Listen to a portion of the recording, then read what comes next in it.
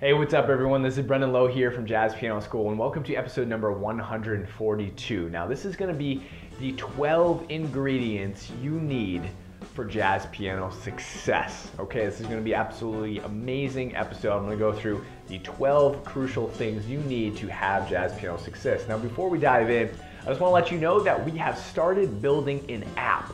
So in order to get all of our free content, our podcast that we release every week, our Lick of the Week that we release on Monday, and our blog, you can get all of our free content, and it's going to be released inside of our app. And when that's done, I will give you an update on how to get the app, how to get your hands on it, how to start using it. So I'm super excited. It's going to be absolutely awesome. And then obviously for all of our members, all the content and all the courses will be inside the app, and you can access all that from there. So don't forget to go to JazzPianoSchool.com/podcast 142 to get the checklist, the 12 ingredients for jazz piano success. Okay, with that being said, let's dive right into this episode. All right, what's up, everyone? Welcome to the Jazz Piano School podcast, episode number 142. I'm your host, as always, Brendan Lowe. Thank you so much for being here and listening. I appreciate all of you. And if you guys enjoy this, I know there's a lot of podcast listeners out there. Please, if you haven't done so, give us a review, a rating. If this is your first time, check us out. Wait till the end of the episode and be like, oh, okay, that was pretty good. I will give them a 5-star review. Thank you guys all so much to everyone who has done that already. Giving that 5-star review helps us reach more people and kind of spread the word about the podcast. But anyway, we got a really, really awesome episode today.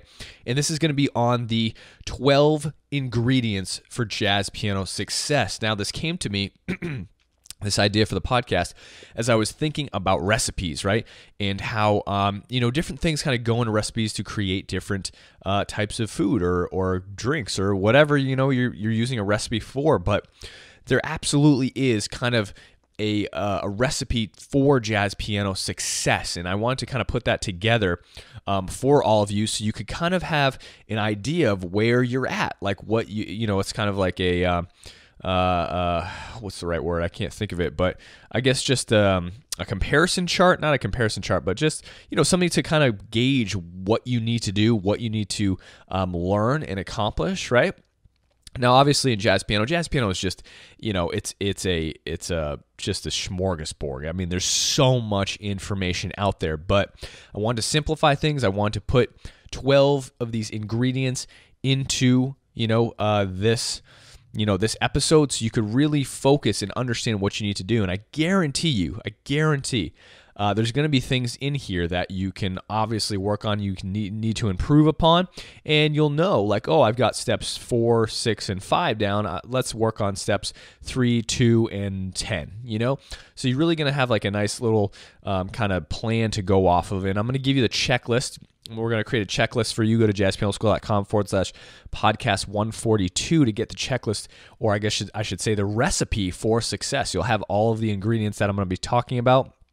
And you can keep that on your wall, and you'll know exactly what to work on when you sit down at the piano to practice. So before I dive into the episode and the lesson, I have some amazing news, and we are going to be building an app. And I can officially say this, that we are officially partnering up with someone who's going to help us build a Jazz Piano School app. And I'm super, super excited about this for a lot of different reasons. We're going to be having all of our content, first of all, on the app. So you don't need to go to the website. You don't need to go to iTunes.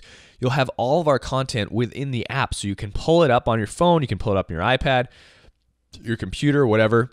And you'll have all of our free content. And we release free content every single week. And whether it's our blog posts, we release our podcast. We release our Lick of the Week on Monday. Podcasts are on Wednesdays, and blogs are usually on Fridays, depending upon what's happening. Sometimes we may skip a week for the blog post or things like that. But we are releasing free content, and the content is they're lessons. These are like full lessons, guys, that you're getting from us. And it's just going to be absolutely amazing. And obviously, if you're looking to eventually, we're going to build the app so that all of our main curriculum is going to be there. Our specialty courses will be in the app and our lab. So for members and all the members out there of Jazz Piano School, you'll be able to access all the videos, all the content through the app, through the your iPad and stuff like that, instead of having to navigate to the website, which is, it's just an extra step. But again, it's nice to have everything in one place. You can just click on the app. You know exactly what to do. We have a lot of fun things. So we're going to set up practice reminders. We can set up notifications to send you practice reminders, kind of notify you where you're at in your practice, how much practicing you've done. I don't know if you guys have used the Headspace app much. I absolutely love that app. I do a lot of meditation, super, super helpful for myself, but they have an amazing app, and it's so helpful because, it keeps track of all the time that you've meditated, keeps track of, the different packs you're working on, things like that. So that's exactly what I imagine for Jazz Piano School. It will keep track of all the, whether you're working through the main course, it'll give you your progress, it'll give you time practice. Obviously, we're going to implement some gamification into it, badges. You can share that with other people. Now, besides personal use, home use, my main plan for the app is to go more into institutions and teachers as well. So that teachers, not unlike kind of using materials and books, when I teach a lot, it's hard for me. I mean, I had all the materials in my head, so I would teach Jazz Piano School materials in a set, structured, organized fashion for students, and they loved it. That's one of the reasons Jazz Piano School was built. But I just lost my train of thought. But most of the time, here we go. Most of the time, teachers are using books, random books, and they'll say, oh, check out the Mark Levine book, then check out this book. And it's all the materials are all over the place. Now, they're great materials, right? But it's just hard for a student to kind of walk through a curriculum, walk through a plan. And that's exactly why I built JPS.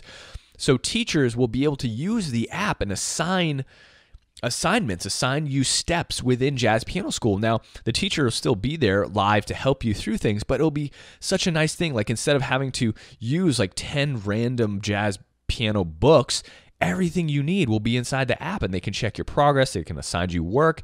You can probably upload, recordings of yourself practicing. The app may even be able to listen to you practice the jazz assignments, the jazz exercises.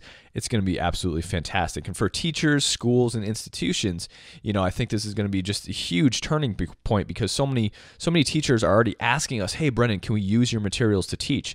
Can we use Jazz Piano School? Can we get a lifetime membership and use this to teach our students? Absolutely. That's what I built Jazz Piano School for, right? To have this and spread this great knowledge and structured organization of learning jazz. I mean, that's my whole vision. That's my whole point to why I built this. So we didn't have to kind of scatter ourselves, picking up all these different little pieces, trying to connect them, not knowing what goes to what, right? We have a nice, set, organized, clean, step-by-step system process that brings us through the process of learning jazz piano. And, imagine that. I mean, for all the members out there who use Jazz Piano School, they know it's an amazing, the efficiency, the optimization of just moving and working through step by step what needs to get done. It cuts years and years, I would say like decades off your learning time, right? And you can reach these levels that you want and aspire to get to, right? And dream of reaching in your jazz piano playing. And that's my hope, my yearning for everyone who becomes a member. So anyway, that's going to be a fantastic thing. We have started that. I'll keep you guys updated on all that good stuff. So, man, I'm talking a mile a minute. I'm excited. But with that being said, let's dive right into this episode. So again, number one, I'm going to go through these kind of quickly because I just want to boom, boom, boom, get you all this material. So number one, the first ingredient that you definitely need to know is all seventh chords. You need to know all your jazz seventh chords, whether that's a major seven, right? Whether that's a minor seven, a dominant seven, right? Now, those first three, I would say, are the first main majority of chords you should know, but you should also know other things like your minor major, right? Your major sharp 5, right? All these different types of chords. Your diminished chord, right? Diminished 7 chord. And, everything and anything in between. Your 6 chords, I'm probably forgetting a couple, but the goal is to know all your chords. You have to harmonically know every single chord. Now, the other thing about this, you have to know these chords in all of the inversions as well, right? So here are all of my inversions for my 6 chord. If I do my major 7 chord, here's all my inversions, right? You should be able to do this and play them with both hands, right? So I should be able to play this here, and you can go slow. You don't necessarily have to go fast here, right? Because, you're probably not going to need to jump up your inversions really quickly. If you can, that's, all power to you. But just knowing the actual, notes of everything, right? For your, minor major, whether it's your major sharp 5 here, right? Your inversions, you have to know those. You just have to be, those all have to be solid. So if I said play a B flat minor major 7 chord, right? You could boom, play that. Play whatever it is, right? An E flat major sharp 5 chord, right? You could play that chord. It could be done in both hands, right? Now, a lot of you, this is ingredient number 1. A lot of you, right at this point, you have to be honest with yourself and say, okay, well, I can't do this, right? I can't do this. So that needs to be worked on, right? It's just a simple, it's like laying down a brick by brick by brick, the foundation, right? You can't build a house unless you get that foundation. You can't just leave a beam out. You can't leave, a cement. You can't leave a pillar out. You just can't do it, right? The house won't work. And simply put, in jazz piano school, you simply cannot afford to just not know one of these chords if you want to get to the level that you aspire to be, greatness, right? All amazing jazz piano players will be able to do exactly all the things that I'm about to tell you in this full episode. So that was step number 1. Let's go to step number 2. This is going to be all of your major and minor scales. So you need to be able to play all of your major and minor scales no matter what. You don't have to be able to play them fast or fancy.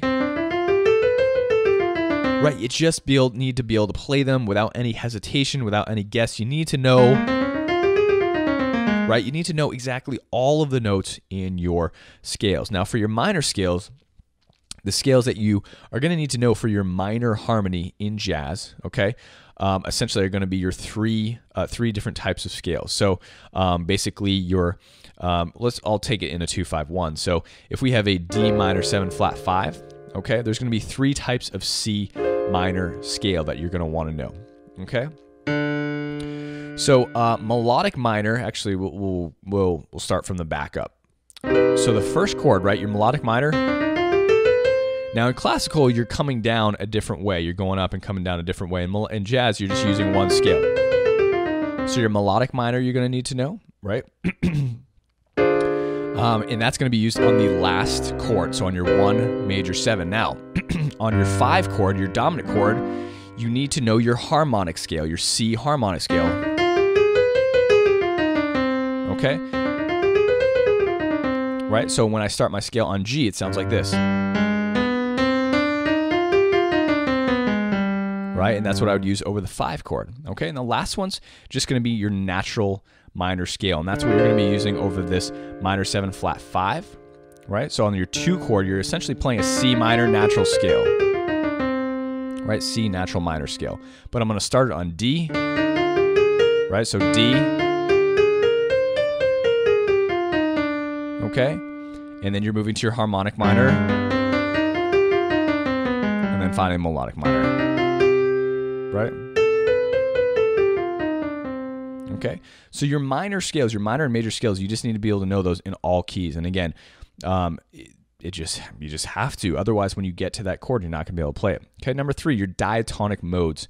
So many people think they don't need to know their modes, or it's complicated. It's not that complicated, but you do need to know them for certain textures, right?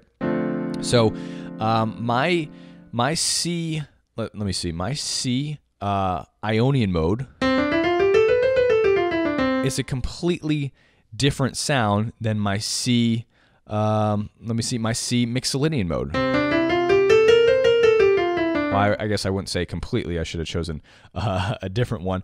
But let me see, then like C Locrian, right? Right? Okay? So those are 2 completely different sounds. And for you to not really know that, right? Or if I played C Dorian, right? Right? Or C Phrygian. Okay? These are completely different sounds that have to be known. I mean, it's just part of jazz, right? So if you were playing, and this is the easiest way to describe it. I mean, there's so much more that goes into this, but if you were, playing a chord, like let's say you had a major 7 chord. Now, obviously, this is a terrible example, but let's say, again, you played C Phrygian over a major 7 chord. Right? You can already hear how completely out and not connected to the harmonies that sounds. Now, for a lot of you, when you improvise, that's exactly what's happening. I mean, this analogy is far from actually what happens in a way, because obviously you're probably not playing, but you're playing notes that are not out. You're not playing notes that are within the mode, and thus it doesn't sound right in jazz, okay? So your diatonic modes in all keys have to be learned, they have to be played, they have to be practiced, right? Number 4 is going to be rootless voicings. You have to know your rootless voicings. Rootless voicings is the stepping stone to all essential voicings in jazz. And again, there's 2 sets of rootless voicings, right? Some people call these your structure voicings or your A and B voicings. There's so many different names. I call them the rootless voicings because there is no root to these voicings. It's just they're rootless, right? Okay, or this. Now again, simply put, you need to know these in all keys in both hands so you're not hesitating at all at any point when you're playing these. All right, that was number 4. Your drop 2 voicings. You need to know what a drop 2 voicing is and be able to comp through, 2-5-1s, any chord in a drop 2 fashion, right?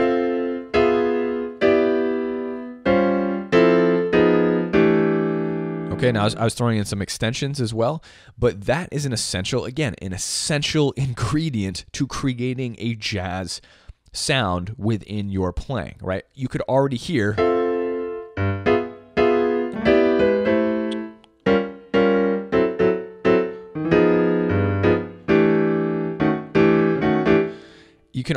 that's like just a traditional classic jazz sound, right? Your drop 2s have to be learned. Now your rootless, by the way, if I move back a step, number 4, your rootless can be used in different types of registers. In Jazz Piano School, I teach register comping. So if you want to comp down here,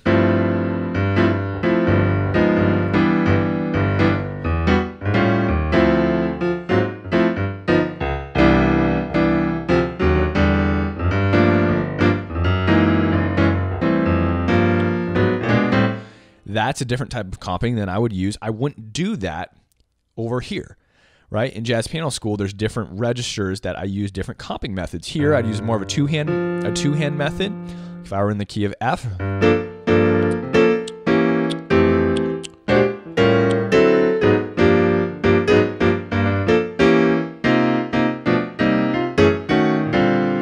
I'm using the roots plus a drop 2 style. This is a 2-hand system, and at Jazz Piano School we have a product called the 2-hand voicing building system, which I teach you everything about what I just did there. But drop 2s I only use up here. I'm not going to use a drop 2 down here. It just doesn't sound good. This is what I was doing before, right?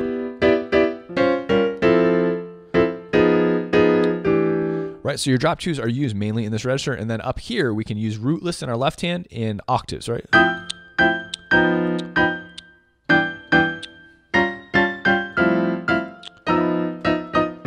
Stuff like that, whatever it is. But the rootless voicings are such a flexible voicing that you need to know and you can already do most of everything what I did, except for the drop 2s, and the 2-hand voicing stuff that I did here. But again, there are ways to use your rootless voicings there as well. So anyway, drop 2s was number 5. Number 6 is going to be extensions or upper structure triads. So knowing your extensions, you need to know all your extensions for chords and your upper structure triads. Now, I wouldn't say you definitely need to know all your upper structure triads, but it's a good stepping stone to learn your extensions. So, for example, if I play a C dominant chord, my 2 upper structure triad gives me certain extensions. Now, if you want to learn your 9, which I recommend you do, your sharp 11 and 13 by themselves, you're going to need those eventually. So, like if you go to play a voicing and you want to place your 9, sharp 11, 13, or double your 9, you can do that. You can switch up the extensions you want. Let's say I want to do sharp 9, flat 13, and 1 on top. Let's say I want to put sharp 9 on top, right? Let's say I want to do sharp 9, sharp 11, natural 13, and and 1 on top, right? So I know exactly where all my extensions are in every chord, in every key. So no matter what chord I'm playing, I can pick and choose my colors, however I choose, right? It doesn't matter.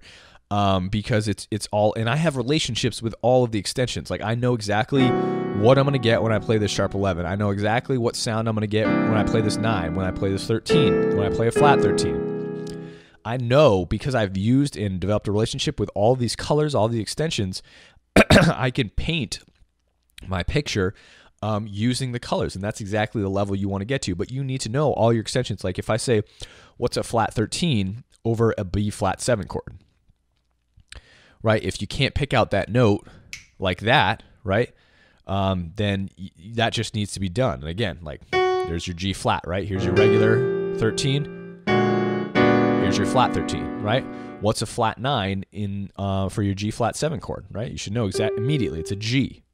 So that kind of notion, if you can't do that yet, again, that's an ingredient for jazz piano success that has to happen. And a good way to catapult yourself into knowing extensions well is through the use of upper structure triads, because all you have to think about is a triad in your right hand, which will give you a set number of extensions every single time. Okay, so that's number 6 that has to be learned. Number 7, let me see, I jumped around here. We're getting into improv a little bit, right? Improv by connecting chord tones with modes. So by now, by reaching this point, you should already know your chord tones very, very well to all your chords, right? If you've gone through the progression of mastering kind of all the ingredients I've given you, at this point, you'll know all your chord tones to every single chord, right? So what you should be able to do is when you're improvising, you need to be able to connect your chord tones with modes through different progressions. So the modes obviously are your connectors, and the chord tones, I'm not going to spend too much time, are your anchors, right? So you're using your anchors.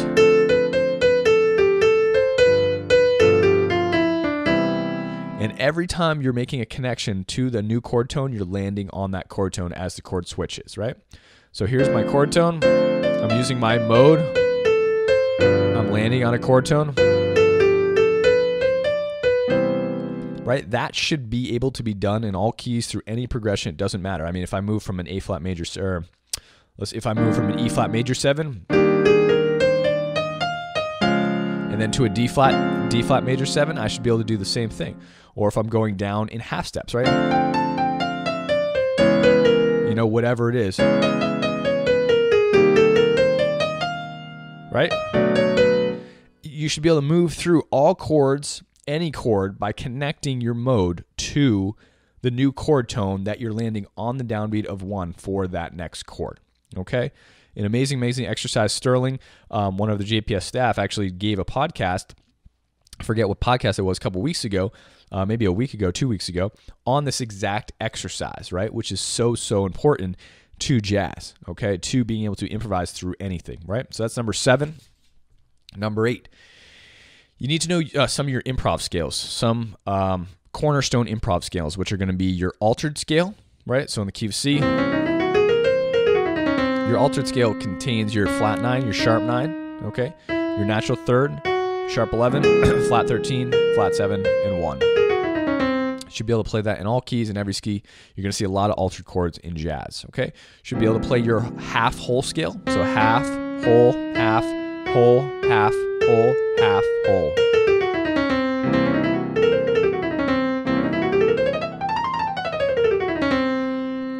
Okay? And this is going to give you a different type of sound than your altered scale because there's different notes, right? So we have the same starting, but once we get to here, we have a regular 5 natural 13 instead of the flat 13. So different types of extensions. Your whole half scale you should know as well. This is going to be used for diminished chords in other areas, but whole, half, whole, half, whole, half, whole, half. Right? Whole half. Okay, your whole tone scale. This is all whole steps, right? This is essentially the monk scale.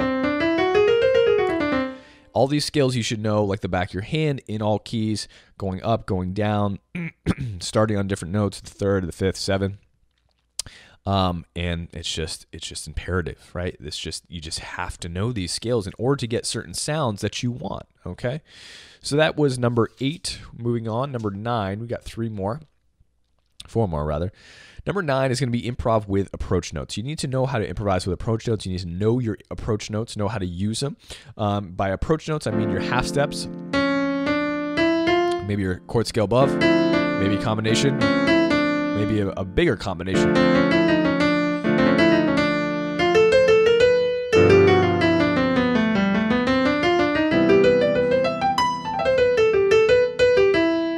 Right?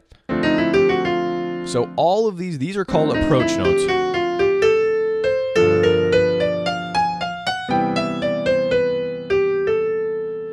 Okay, now obviously you can hear when I'm using my approach notes, I am playing a bebop style of jazz, right?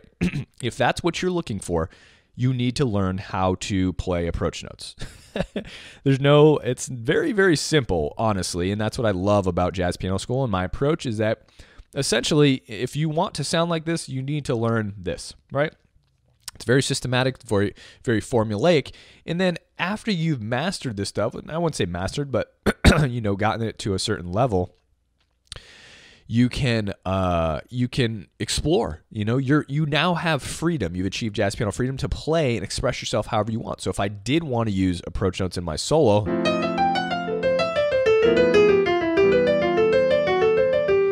I can do that. If I want to use more modal stuff, I could do that as well. If I want to use some more reharm stuff, I could go. It doesn't matter because I'm free to express myself however I want because I've worked on all the previous ingredients to get to the point that I'm at. Okay? So that was number 9. Now, number 10, everything I've talked about up until now can be used in a group setting. So if you're playing in a band or a group or with a bass player, it's going to be a very, very simple process. Actually, playing with a group is much easier than playing solo piano because all you need to do is play your left hand voicings and your right hand solos or plays the melody. Very, very simple. That's all you need to worry about. Your left hand voicings.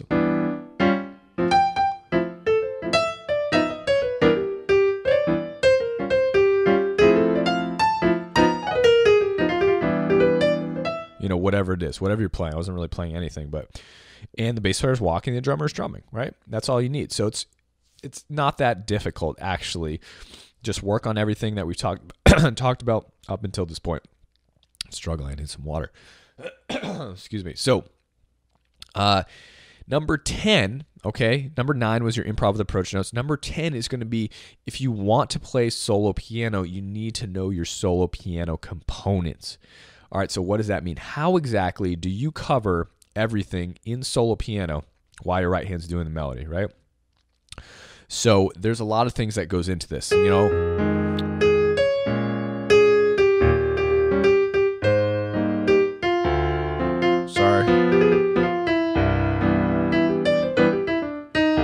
Whatever it is that you're playing, your left hand is doing something, right? Let me see.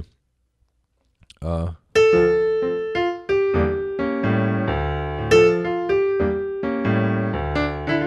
don't know why I picked this tune, but exactly that's yesterday's.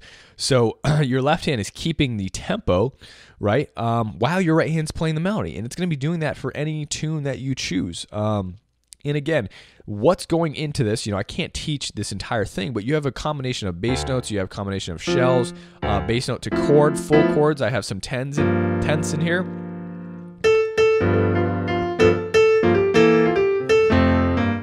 Sometimes my right hand's coming down to comp and fill, right? Whatever it is you're playing, right?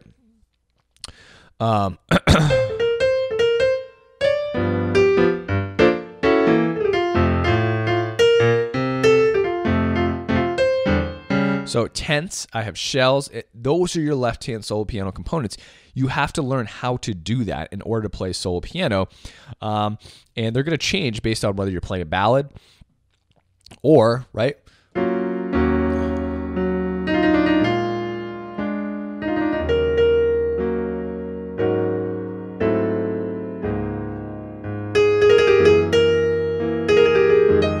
right? So there's things I'm doing in my left hand while my right hand plays the melody, okay? That has to be learned. Otherwise, it doesn't sound together. It doesn't sound full. It doesn't sound like you're playing solo piano. All right, the last two, definitely not the last, but least, but probably, arguably, could be the most important. So rhythm is going to be number 11. Rhythm, you have to have rhythm, and I would argue these kind of go together. But rhythm, right? You need to know rhythms, whether it's comping, whether it's improvising, whether it's playing melody. Like, you have to know how to play and execute certain rhythms, how to read rhythms. All you have to have them internalized so that you can play them, whether it's, eighth notes.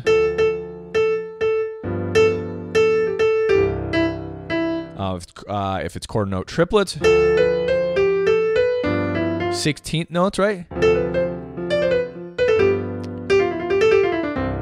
Whatever it is. Maybe it's a combination of both. Rests, maybe it's just eighth notes in weird places. Maybe it's like the upbeat, so 1 and 2, 3, 4, and 1 and 2. Whatever it is, right? You just need to know rhythms. You need to be comfortable with different types of rhythms, being able to read them, being able to play them. And if you can't read them and play them, then they're not going to be coming out in your playing. And you definitely need that for your solos, right? You need triplets, right? Right? The triplet in there, right? Triplet, a little 16th note in there, right? Quarter note triplets, whatever it is, and a combination of all of that. So rhythm is a huge, huge part of jazz, obviously. Now, the last thing is swing, right? You need to know how to swing. And again, don't mean a thing if it ain't got that swing. So if you're not swinging, right, it kind of, unfortunately, I hate to say it, it just doesn't matter what you're playing. It really doesn't. Like, you could be playing the most killing lines, but if you're not swinging, if you're not in the pocket, like, I know great players, but they can't swing. They just can't swing. Like, and they'll be playing great stuff. Like, they have these great lines, but it sounds choppy. It sounds fragmented. It doesn't feel good to the soul. Like, you really need to feel that pocket, right? Whatever it is.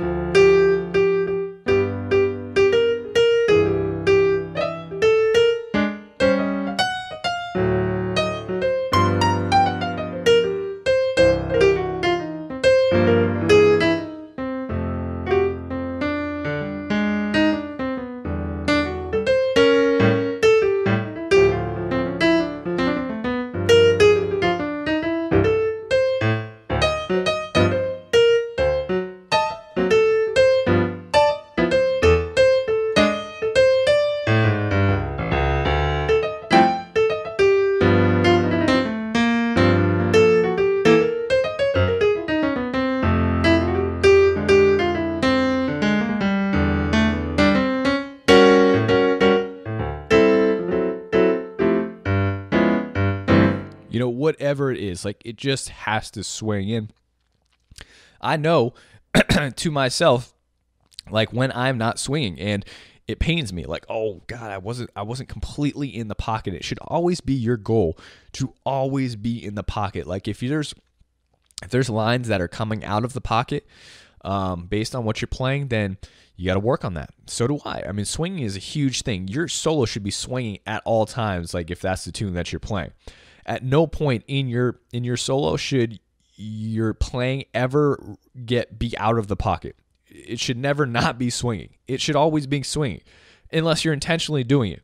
But if you're unintentionally not swinging, that's an issue, right? And everything you've worked on up until that point, all your licks, all your, your language, everything, it doesn't matter because you're not swinging. So swing, it is first and it's also last. Like, you need to work on that first, but if you don't know what to play, you can't really swing.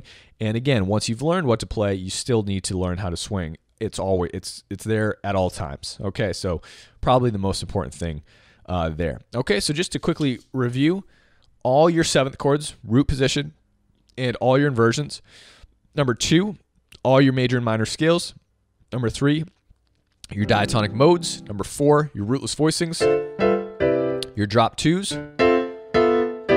And it doesn't have to be your rootless voicing, just any sort of drop 2. Like, if I want to play a root position drop 2 here for an E flat minor 7, or whether it's a drop 2 like this, Any voicing you should be able to play in a drop 2 fashion. Like shouldn't matter what type of voicing it is. You just need to know all drop 2, how to play any voicing in a drop 2 manner. Number 6 is extensions, knowing how to pick out all of your extensions. 9, sharp 11, 13, flat 13. For all chords, 9, 11, natural 13. Doesn't matter. Whatever key that you're in, doesn't matter. Let me see. That was number 6. Number 7, I got my little notepad here, my little cheat sheet. Improv, connecting your chord tones, right? Right, that should be able to be, doesn't matter. Sorry. And you can do that with your bass notes, right, like I was just doing. Right, using the modes and connecting them through every single chord. Number 8 is going to be your improv scales, altered, whole half, half whole, whole tone, okay, all keys, up and down. 9 is going to be improv with your approach notes, right?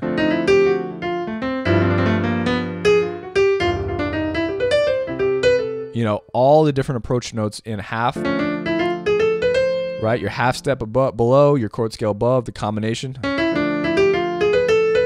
right, for every single chord. And again, all these exercises, everything I'm explaining in this episode is all in Jazz Piano School, systematically set up so that you're moving and learning in a step-by-step fashion that includes all of these materials, right?